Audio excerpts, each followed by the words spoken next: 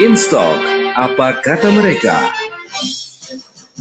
Selamat sore, selamat bergabung dalam segmen InStock apa kata mereka. Saya Serofi, menjadi teman Anda kali ini bukan hanya melalui siaran Radio El Cinta di seluruh jaringan Radio El Cinta di Indonesia, kami juga live di Instagram. InStock apa kata mereka, kami juga hadirkan melalui IG Live.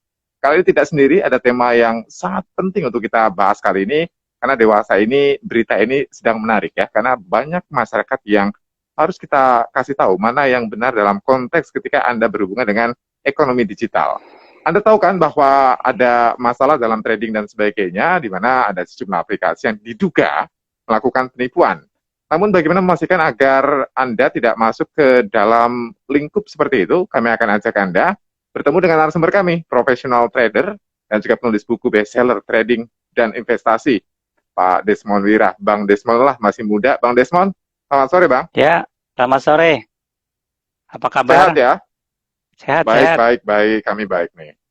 Yang nggak sehat adalah masalah investasi di dunia ekonomi digital, karena sedang marak aksi penipuan ya. Kita tahu sedang diurus oleh Barreskrim 2 kasus besar. Ngomongin soal keamanan, sebenarnya aman tidak ya kalau kita trading ataupun juga masuk ke dalam dunia ekonomi digital? Oke, kalau secara umum tergolong aman. Tapi amannya dalam catatan. Kalau kita masuk ke dalam suatu instrumen trading atau misalnya broker yang tidak terregulasi, nah itu yang nggak aman, Mas. Tapi kalau kita masuk ke dalam suatu trading digital, misalnya di saham, itu aman karena apa? Semuanya legal. Nah itu. Jadi kita harus pintar-pintar memilih, Mas. Salah pilih, ujungnya nggak aman, uang kita habis. Makanya sampai bermiliar-miliar ya, satu orang sampai katanya ada yang sampai jual rumah, jual mobil, dan sebagainya. Agak Ya, serem betul. kalau kita ngomongin soal kerugian. Tapi yang selama ini tergambar kan untung gede katanya, 85% dijanjikan keuntungan. Normalnya itu seperti apa? Baik segi risiko ataupun juga keuntungan. Ya, jadi dalam suatu trading itu ada prinsip yang namanya high risk, high return ya. Semakin tinggi imbal hasil atau return yang ditawarkan, itu artinya apa? Dia mengandung risiko yang semakin besar. Semakin besar lagi return yang ditawarkan, itu ujung-ujungnya apa? Ke arah penipuan atau scam. Itu, Mas. Jadi kalau kita ditawari sesuatu trading atau investasi, tapi imbal hasilnya itu sangat-sangat luar biasa. Misalnya ditawarkan 1% per hari, berarti kan 20% per bulan, itu sudah sangat-sangat istilahnya too good to be true ya. Sangat terlalu indah untuk benar-benar terjadi. Biasanya itu apa? Pasti penipuan. Itu yang marak terjadi sekarang. Contohnya di dalam robot-robot trading abal-abal. Sekarang kan udah banyak yang ketahuan scam kan. Uangnya hilang semua, sengaja di margin call kan. Nah itu. Jadi ketika ada janji manis di depan, berarti seharusnya ada janji busuknya di depan ya. Ketika ada ngomongin soal keuntungan, dikasih tahu kan risikonya apa kan? Biasanya nggak dikasih tahu, Mas. Iya. Seharusnya dikasih tahu, tapi kan itu risikonya. Harusnya dikasih tahu. Jadi kalau kita misalnya trading di suatu lembaga atau institusi yang benar, itu mestinya ada wanti-wanti. Misalnya kalau kita beli reksadana, itu pasti ada ininya, Mas, ada tandanya. Kinerja masa lalu tidak mencerminkan kinerja masa depan. Nah itu. Misalnya kita kalau mau trading juga, misal di forex, itu kalau di luar negeri itu ada wanti-wanti loh. 70% nasabah kami rugi. Nah itu juga termasuk wanti-wanti juga gitu loh. Harusnya kalau kita benar-benar real trading itu harus tahu itu risikonya apa, yang terkandung di sana itu apa. Nah ini yang nggak pernah dikasih tahu. Cuma dikasih tahu ini bagus, returnnya bagus, ya.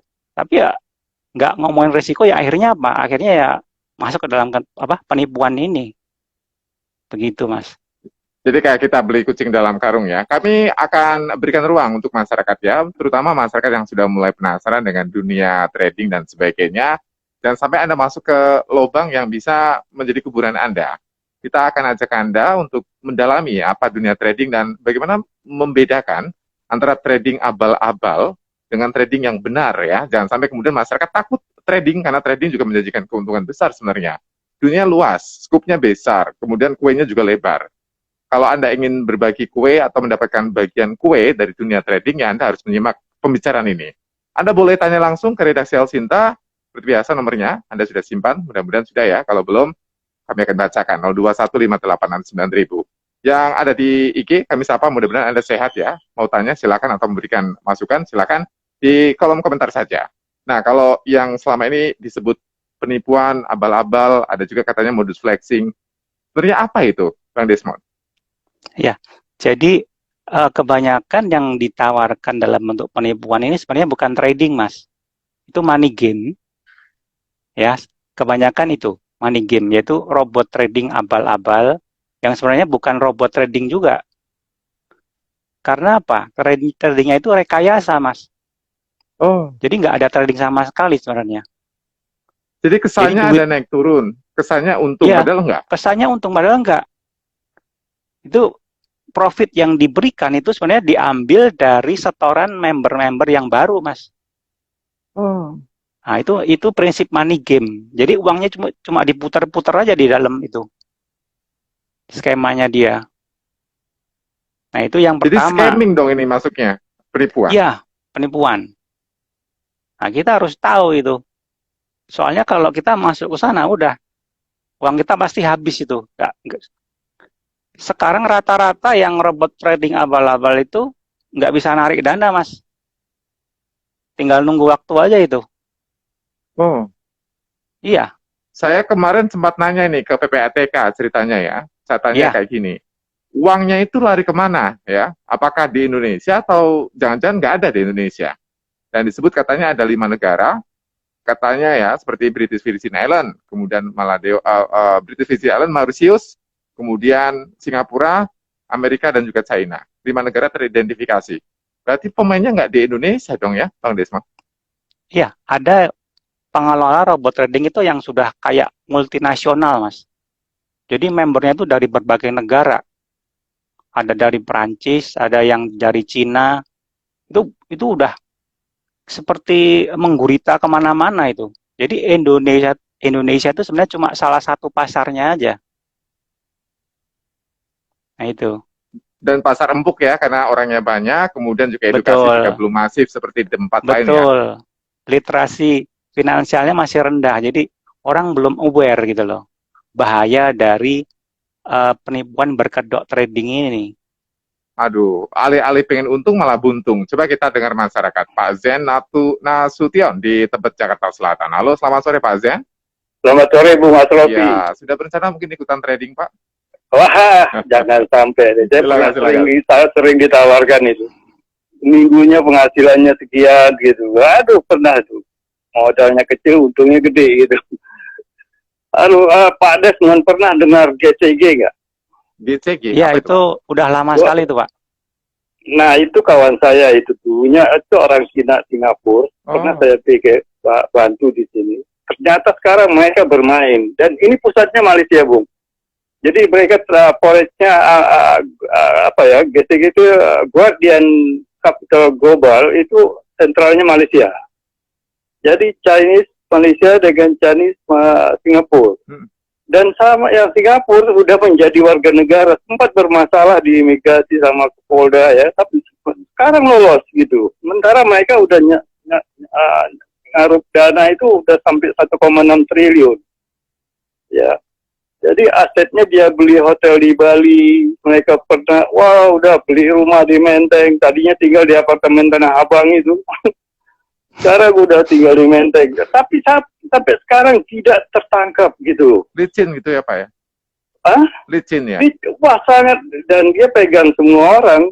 Sampai saya kawan dekat saya itu, sampai beberapa kali saya telepon, dia bilang, saya nggak kenal kamu. Wah dia buang badan. Tuh. Dulu waktu dia di Indonesia sebagai pakai visa, saya membantu dokumennya. Ternyata kok jadi warga negara Indonesia, loh. Saya kaget. Nah, saya menghindar, ini udah nggak di mafia ini, saya pikir.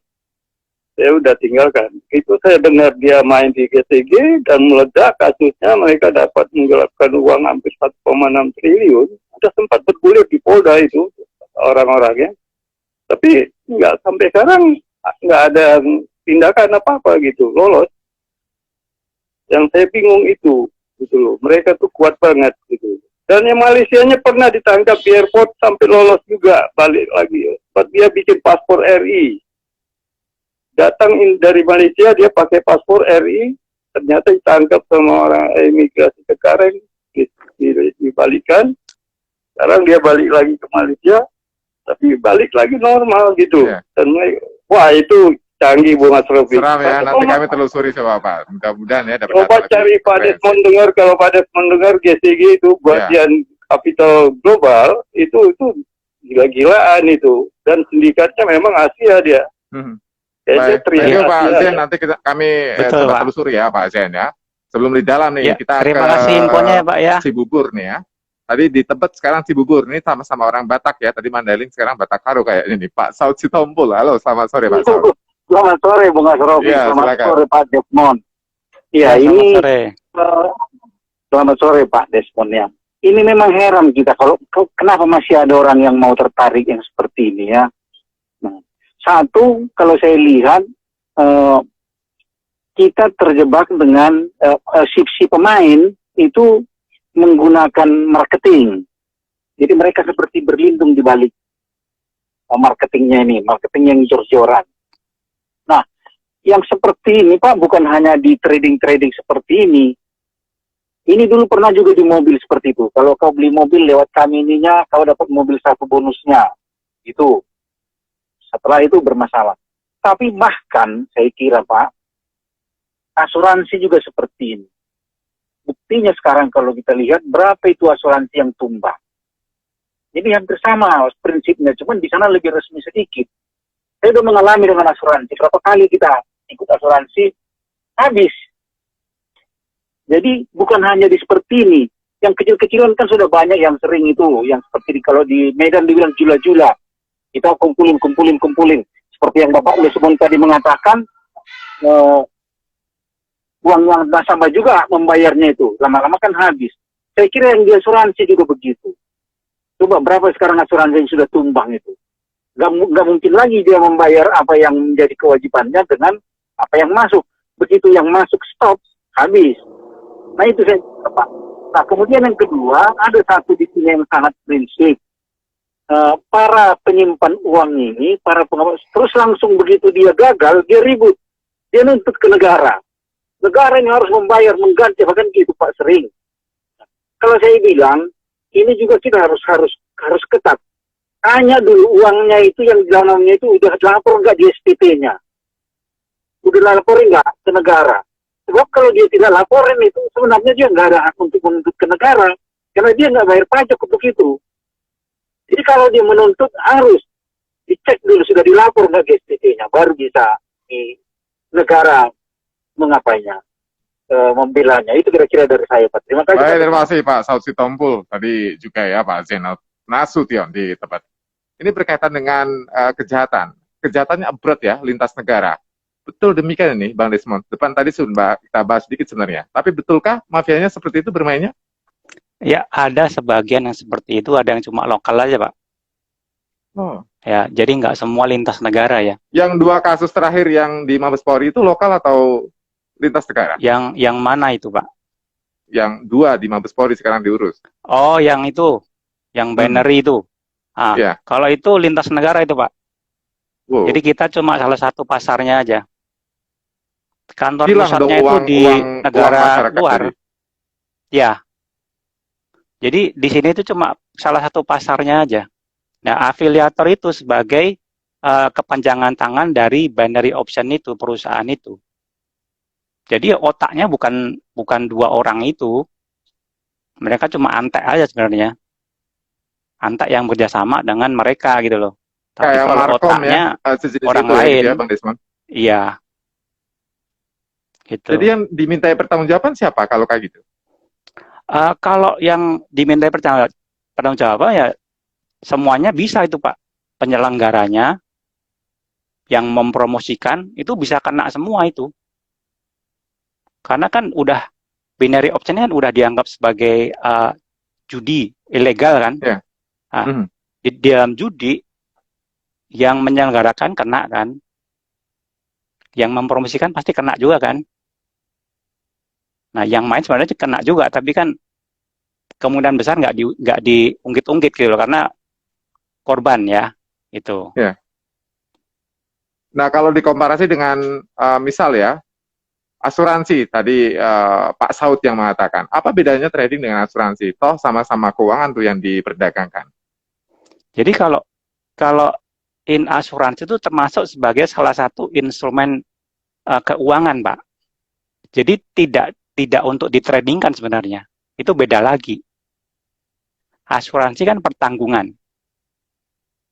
Jadi tidak ditradingkan gitu loh. Jadi kalau dibilang sebagai suatu penipuan ya, kalau menurut saya sih belum bisa gitu loh. Itu harus dicek lagi karena bukan penipuan dalam kedok trading, bukan ya, karena ini memang kita bahasa tentang trading ya gitu Pak ya. Nah, kalau yang asuransi beda lagi nanti. Nah, sekarang lagi gitu. musim lagi yaitu slot nih. Kalau slot itu apa sebenarnya, Bang Desmond? Kalau slot itu judi. Jadi misalnya kita beli satu slot, kemudian nanti dapatnya berapa gitu. Itu hampir mirip dengan yang binary ini. Hampir sama sih. Cuma tebak-tebakan aja. Oh. Dan masyarakat mau loh sampai ya ibaratnya menggadaikan barang yang dimiliki. Kok bisa ya masyarakat kita? Padahal tahu itu judi kan sebenarnya? Iya. Karena apa? Yang pertama kemudahan, Pak. Binary atau slot itu kan kalau dijalankan kan mudah sekali, Pak. Ya. Tinggal milih kan. Milih antara dua pilihan kan. Kalau di binary kita tinggal milih prediksi harga mau naik atau harga mau turun, udah selesai. Tinggal nanti lihat hasilnya. Lihat nanti payout-nya berapa gitu loh. Udah selesai kan. Slot juga sama kayak gitu. Kemudian ditambah dengan flexing para afiliatornya. Ya kan? Ya makanya banyak orang tertarik seperti itu. Wah, pertama nggak boleh sebenarnya di negara kita boleh nggak dalam konteks perundangan atau hukum di kita boleh tidak sih sebenarnya baik binary ataupun juga slot atau binary itu boleh nggak sih sebenarnya? Nggak boleh, itu ilegal itu, nggak ada izinnya. Yang main sudah ya pasti itu ilegal. Jangan sampai kemudian ya, ditutup tiba-tiba dan uang kita nggak bisa balik dong. Betul. Jadi kalau misalnya begini ya, kalau binary itu ada dua risiko. Pertama apa? Rugi saat kita prediksi. Nah itu sistemnya itu jelas-jelas sangat merugikan, Mas. Ya, karena apa? Risiko sama reward-nya itu jauh sekali. Jadi kalau kita pertaruhkan 10 juta, kalau benar cuma dapat misalnya 7 juta. Tapi kalau rugi, kalau salah, itu habis semua. Minus 10 juta, habis semua. Wow. Ya kalau seperti itu kan lama-lama kan uangnya kan menipis kan, lama-lama habis kan. Nah itu. Dan hanya menguntungkan bandar ya, saya sebutnya bandar deh ya. Betul sekali Mas. Ya. Jadi di dalam binary atau slot itu pasti kita melawan apa? Bandar. Bandar punya kuasa, bisa di-create kan dalam tanda kutip gitu. Betul semua. Kan kita tradingnya di dalam ini kan sistemnya dia kan. Di dalam house-nya dia kan. Kalau kita mau menggunakan kasino kan, itu kan kita kalau kita main ke kasino kan kita main di dalam house-nya dia. Dia nggak mungkin kalah. Nggak mau kalah, namanya usaha kan nggak mau punya untung ya. Iya. Yang jadi korban apa ya, member-member ini lama-lama uangnya habis. Iya, saya nggak ingin menyalahkan yang sudah keburu utang, sudah keburu rugi, tapi gimana caranya untuk tidak sampai berlebihan ruginya. Kita ke pendengar dulu ya, boleh nih. Ada Pak Yongki di Pluit, Jakarta Utara. Halo, selamat sore Pak Yongki. Ya, selamat sore Pak. Ya Pak Yongki, silakan Pak Yongki, ada Bang Desmond ini. Ya, saya cuma ingin menambahkan sedikit. Umumnya nasabah atau pemain itu berpengetahuan cukup dan berduit. Pengetahuannya cukup, intelektualnya harus tinggi. Kalau nggak memahami soal trading yang Jadi yang nggak punya yang kemampuan sekarang lebih baik jangan kemudian coba-coba yang gitu ya Pak Yongki. rame ini. Ya, itu aja masukan saya. Dan ya, bukan masyarakat menengah ke bawah ya. Itu masyarakat menengah ke atas yang baru bisa main. Itu aja masukan dari saya. Baik Pak Yongki, menarik ini ya. Terima kasih Pak Yongki. Kita ke pendengar berikutnya di Pasar Minggu Jakarta Selatan, Pak Fahrul. Sore Pak Fahrul. Ya, sore Pak. Ya Pak Fahrul. Silakan Pak Fahrul. Ya, saya mau menyikapi bahwa peran pemerintah ya dalam hal ini mungkin OJK juga harus lebih proaktif. Karena kasusnya sudah sangat lama sudah dalam konteks apa? Edukasi itu Pak Fahrul. Dulu kasus Gesol berapa banyak juga yang kasus penipuan terungkap setelah 10 tahun dia beroperasi. Banyak sekali ya kasus alam raya banyak sekali yang kasus investasi bodong yang akhirnya kebanyakan nasabah yang dirugikan karena uangnya tidak kembali. OJK itu mesti lebih aktif, jangan sampai menunggu aduan masyarakat gitu ya. Mungkin lebih melihat bahwa memang apalagi sekarang ini digitalisasi sangat berkembang pesat. Di beberapa tempat tinggal saya itu kalau lagi pada ngumpul, mereka tuh pada berjudi lewat online gitu loh. Dan itu lewat aplikasi. Dikasih pertama kemenangan, ya setelah itu ambles dan akhirnya lari ke pinjol. Waduh, itu lebih sadis lagi gitu loh sekarang ini. Mereka tergiur dengan keuntungan besar gitu ya. Keuntungan di awal, akhirnya ya kena lagi dan kena double ke atas bawah gitu. Jadi memang mungkin literasi dan memang edukasi juga peran negara juga harusnya hadir dengan Kominfo untuk lebih melihat aplikasi-aplikasi yang memang ilegal gitu loh. Ya, awareness ya lagi-lagi. Baik, terima kasih Pak Fahrul. Selamat sore Pak Fahrul di Pasar Minggu Jakarta Selatan. Ini dua pendengar, Pak Yongki dan juga Pak Fahrul Bang Desmond, ngomongin soal literasi dua-duanya.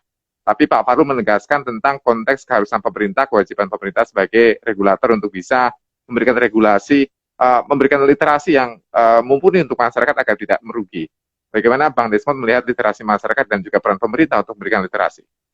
Ya, jadi kalau kita lihat memang literasi finansial masyarakat kita ini memang tergolong rendah ya. Makanya itu masyarakat kita itu jadi semacam mangsa empuk lah untuk para penipu-penipu dalam kedok trading ini. Gitu. Nah, jadi kita sebaiknya itu jangan cuma bergantung kepada pemerintah, tapi kita harus memperkaya diri dengan pengetahuan. Supaya apa? Kita kalau nanti ditawarin penipuan seperti ini, langsung kita merasa, oh ini nggak benar. Ini mencurigakan, gitu loh. Jadi kalau kita menunggu pemerintah untuk melakukan suatu tindakan, itu pasti telat, Mas. Karena apa? Penipuan dan penggelapan itu kan aduan, Mas. Kalau ada korban baru bisa diproses kan? Betul. Nah, kalau sudah ada korban, artinya apa? Sudah terlambat. Uangnya sudah habis pasti. Dipakai untuk promosi, dipakai untuk bagi-bagi, dipakai untuk flexing dan segala macam. Nah itu, jadi dari awal kita harus bisa mengetahui mana investasi yang benar, mana investasi yang bodong. Jangan cuma bergantung pada pemerintah, karena apa? Pemerintah kan pasti terlambat ngasih infonya gitu loh. Kalau sudah ada aduan, ada sesuatu keluh kesah di masyarakat, baru bisa dicek kan? Betul kan? Seperti itu kan? Iya. Betul. Tapi kalau kita harus cross-check ya keamanan betul, uang kita harus cross-check sendiri gitu loh. Ini ada yang mengatakan seperti ini, @momi mate melalui IG ya, trading itu kan indeks saham juga tebak-tebakan. Harga bisa naik, bisa turun.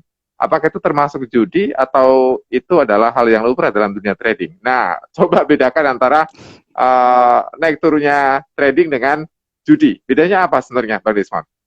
Oke, jadi kalau kita bandingkan misalnya ini di binary ya, itu sebenarnya kan cuma tebak-tebakan dia harga naik atau turun.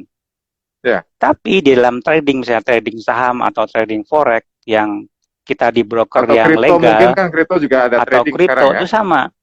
Kita sama, ada unsur spekulasi juga. Yaitu apa? Kita juga menebak juga harga naik atau turun. Tapi ada plus-plusnya, Mas. Di dalam trading kita bisa mengatur yang namanya risiko. Jadi kita mau dapat berapa, mau risiko rugi berapa, itu bisa diatur kita. Kalau di binary itu nggak bisa itu. Enggak. Karena murni tebak-tebakan ya. Jadi seperti milih mau hidup atau mati gitu kan. Kemudian kita juga bisa mengatur keuangan kita. Kita mau, misalnya, kita mau out atau exit sebelum waktunya itu bisa. Tapi di binary nggak bisa. Kita misalnya pasang taruhan 10 juta, ya udah kita harus nunggu. Nggak bisa ngapa-ngapain lagi. Tapi kalau di dalam trading, itu saya bisa, misalnya, saya nebak harga naik ya, ternyata harga turun. Saya out lebih dulu, itu bisa itu. Iya. Nggak jadinya mau loss apa? banyak, maka Resiko loss kita gitu ya. itu, loss-nya itu jadi kecil gitu loh. Tapi kalau di binary, udah hilang, angus-angus semua. Jadi Mas. kalau trading yang benar itu seperti kita main saham kan, ada naik turun dan bisa kita baca kurvanya. Ya pasti ada. Pasti ada seperti itu. Kita juga membaca grafik juga. Ya, kita menganalisis perusahaannya, fundamentalnya gimana. Nah, ini semua yang kita atau ada pakai isu-isu supaya yang bisa membuat perubahan. Betul, gitu newsnya seperti apa gitu. Kalau dalam kondisi perang nanti efeknya, dampaknya gimana, itu juga kita analisis. Nah, tapi itu artinya nggak semua orang itu bisa dong main lagi. trading. Karena kan banyak hal yang di luar hanya sekedar punya uang saja. Tapi iya, butuh kalau cuma kecakapan nebak-nebak tertentu. sih, kalau saya sarankan jangan. Jadi sebelum kita masuk ke dalam trading, kita harus ready dulu, Mas. Pengetahuannya harus ready, skill-nya harus ready juga. Skill trading itu juga bisa dipelajari gitu loh. Nggak cuma nebak harga naik turun. Kita belajar nanti yang namanya psikologi trading, segala macam. Itu sebagai pelengkap kita supaya kita sukses dalam trading. Nggak cuma tergantung sama bandar itu. Lagi-lagi ya, jangan hijau dengan cerita sukses. Karena keadaan orang berbeda-beda ya. Jangan sampai kemudian ngiri lihat yang lain, wah trading menang banyak, ikutan. Nah, jangan ya. Pelajari dulu, kemudian cari celahnya, masuk ke sana, kecil-kecil, nanti baru besar, boleh ya. Mudah-mudahan apa yang kita bicarakan ini menjadi referensi masyarakat untuk bisa mengamankan investasinya ya. Lagi kita harus menyambut baik ya, era keterbukaan ekonomi di dunia digital, tapi masyarakat harus lebih aware. Bang Desmond, lain waktu kita ngobrol lebih dalam agar masyarakat tahu manfaat dan juga meminimalisir resiko yang didapat ya. Terima kasih Bang Desmond, tetap sehat. Ya, terima kasih juga udah mengundang saya. Sama-sama. Ya, selamat sore. Lain waktu kita berbincang lebih banyak. Untuk yang sudah menyimak Instalk Apa Kata Mereka, kami ucapkan terima kasih. Sampai jumpa di Instalk Apa Kata Mereka di kesempatan berikutnya. Saya Asrofi, sampai jumpa. Instalk Apa Kata Mereka.